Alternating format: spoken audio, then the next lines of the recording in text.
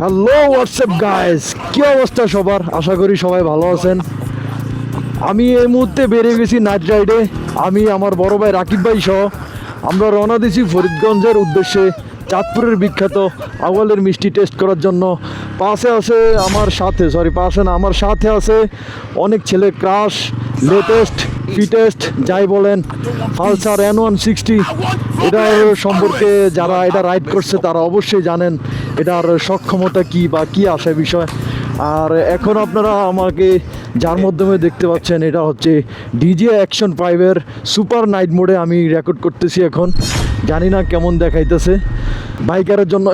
এই যে কোনো দেখাও যায় না এগুলা, এগুলো একজন বাইকারের জন্য খুবই রিস্কি।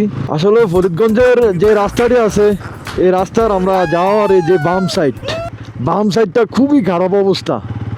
হ্যাঁ, যারা যাইবেন অবশ্যই সেফ দিয়ে চালাইবেন।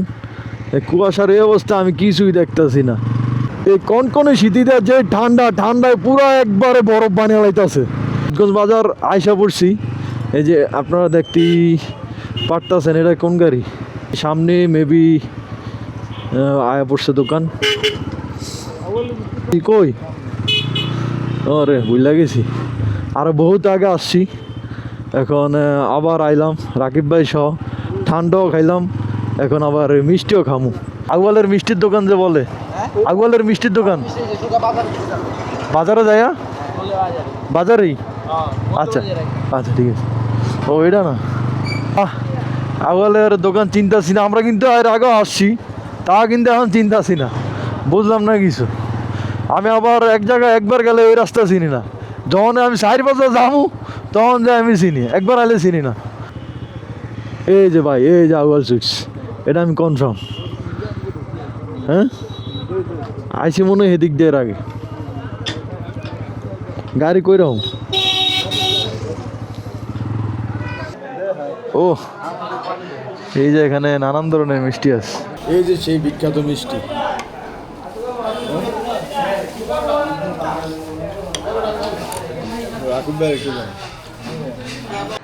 যা কেড়ে হচ্ছে চাঁদপুরের সেই বিখ্যাত আউয়াল সুইটস। আমরা এখানে এসে পরোটা খাইলাম, আবার লয়ে লিছি বাড়িলে ফালসেল মিষ্টি। কোনো আপনি খাইতেন না আর কম যাইত না কিছু, বেশি দিতাম না, মানে কমের জায়গা এটা আমরা এখানে এসে পরোটা আর মিষ্টি খাইছি, আর বাসার জন্য কিছু পার্সেল লওয়া হয়েছে, হালকা কিছু। দেখা শেষে আমরা যাইতে পারি নাকি, যাই কেমন না।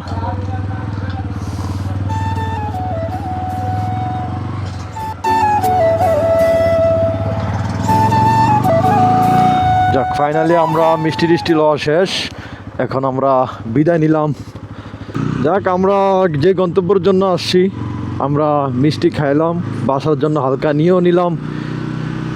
আজকের মতো এখানেই বিদায় নিচ্ছি, সবাই ভালো থাকবেন, আল্লাহ হাফেজ।